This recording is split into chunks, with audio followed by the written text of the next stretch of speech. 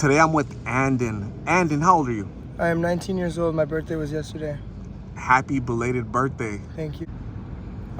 They Yes. caught me. I was smoking at a bus stop, and they just rolled up on me.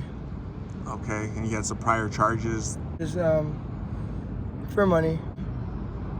How long have you been using blues, Anden? I've been using blues for about 3 years now. I started when I was about 15, and unfortunately, one of my friend's brothers got me onto it. I liked it, and ever since then, it's been just a train of just the worst part of my life. You started when you were 15, and how many years have you been out here in the street? I've been out here on the street since I turned 18. So last year of December 22nd, I was kicked out of my house, and ever since then I've been in and out of the streets. It's been hard, but it's mainly my fault because I would not stop the blues. The blues took control of me. I could not take control of the blues. And does your family know that you're out here? I did call them when I got out of jail. I talked to my mom, but I think she's the only one that knows that I'm out of jail. She's the only one that knows I'm alive right now, and she's the only one that knows that I'm planning to go to treatment. So, Anden, I was driving down the street. You were sitting at a bus stop. I turned around, did a U-turn, and I started talking to you. I asked you if you had ever heard of Lost in Phoenix. You said yes, and you had paperwork from jail, from court, right, from jail that they give you, and showing me that you had just gotten out of being locked up. And I asked you, when's the last time you talked to your family? You said 2 months. I let you borrow my phone so you can talk to your mom. How was that conversation? That conversation went very well. It went more as not as expected, but it went well. She loves to hear my voice because me and her are like really close. She's my best friend. And so talking to her, really, the energy that I felt out of that phone call was that she was enlightened, and she enjoyed that phone call. She enjoyed the hear my voice, which makes me happy, which makes me wanna do better. I want her to know that I'm trying, and I really am trying. I want to take control of this, but I just can't, and I can't do it by myself. It's the fact that I like to get high, but getting high just isn't the right thing for me. It's not the right path, and if I continue to do this, I'm either going to end up 6 feet under, or I'm gonna end up in the streets for the rest of my life, and I don't want that. None of us want that. You told me you did really well in school, right? You're intelligent in school, and you were introduced to these pills by a friend back then, and you just made a wrong choice, right? You also have siblings. How old are they?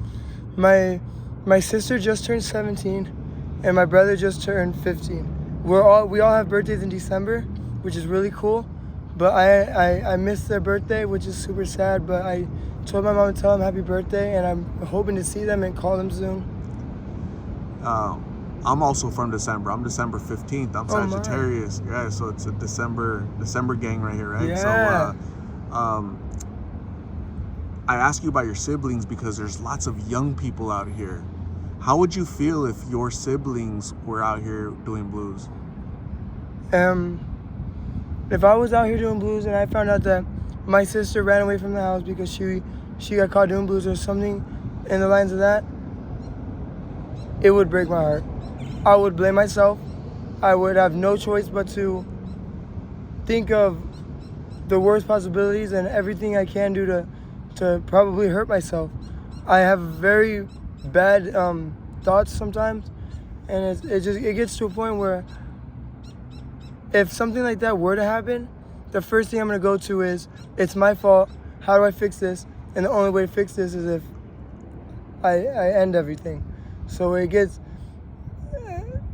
honestly, if I found out that either one of my siblings are doing blues or even doing more than smoking weed, it'll break my heart. It'll tear me apart and just destroy me. I cannot let that happen. And that's one of the reasons I want to prove to them that I can do this and I can get out of treatment successfully and stay sober. One thing that happens to people when they come out to the streets, I've noticed, is they suffer through lots of ailments. Can you show your hands and how your hands are afflicted? Can you kind of raise them up? I haven't taken a shower in about 3 to 4 weeks. My hands have got infections everywhere. I've got infections here, scabs here. My fingernail fell off on this finger and this finger. Infection here, here, here. This is a new one that I got in jail. I don't know how. And I don't know if you can show, but I just got rid of an infection and now they're just coming back. They're just coming back slowly, and it's terrible. The only way to help myself is to stop smoking blues. But why stop smoking blues when I can get them for $2? Why stop smoking blues when I want to get high and forget about everything else? So I don't take care of myself for that reason. And with these things popping out of your skin, I don't know, boiled, I don't know what you'd call them, right? I don't even know. Infections, boils, Blisters, maybe? It's blisters.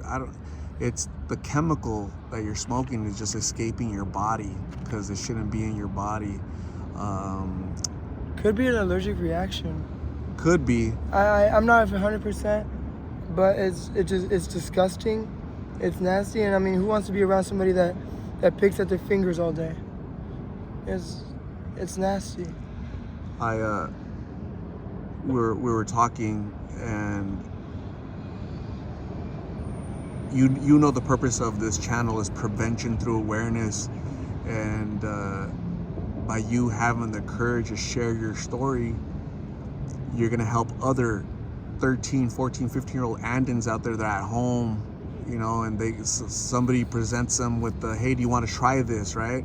Because you know, one of your friends was gonna give you Xanax, but instead they had these pills, and here you are now, you know, 4 years later, still on these pills. Thankfully you're still here, because these pills are so strong that you're lucky you're still here with us, right? They could have, you know, taken you a while ago, but here you are fighting, and I went from smoking 2 to 3 pills a day to 5 to 10 pills a day. I can't go a day without smoking 30 pills. I can't. Getting out of jail, the first thing I could think of is getting pills.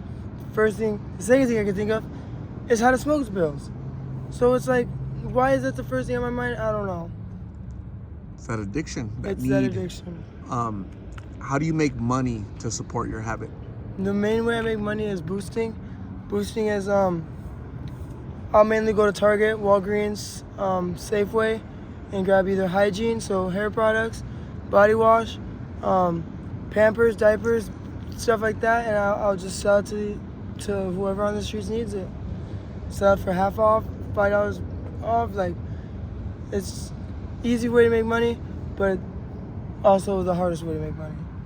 Because if you get caught, it adds up, right? It adds up, and the more you steal from the same store, the more they know you, the more they start putting stuff on your record. Boom, you get caught at that store. You have $3,000 that you stole yesterday, $4,000 that you stole the other day, and then you just stole another $1,000.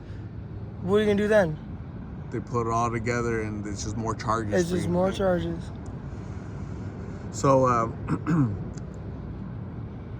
I met you earlier today, and we were having a conversation, and we went to go steal some food, right? You had just got out of jail. You were hungry. Awesome. You didn't know I asked you, when's the last time you ate? You're like, I don't even know when's the last time I ate. Got you some food. You ate. Talked to your mom. Okay. That seemed like a pleasant conversation where, you know, both of you guys got to talk after it's been a while.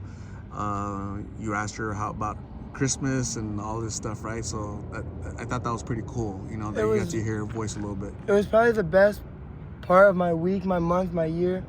That was not just meeting you, but what you've done for me so far has been amazing.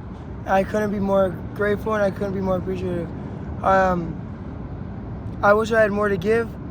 I have nothing to give besides my friendship, my loyalty, and my sincere apologies that this is the way it happened. But I'm going to rehab, not because you told me to, not because you convinced me to, and not because you brought it up, but because it's been on my mind.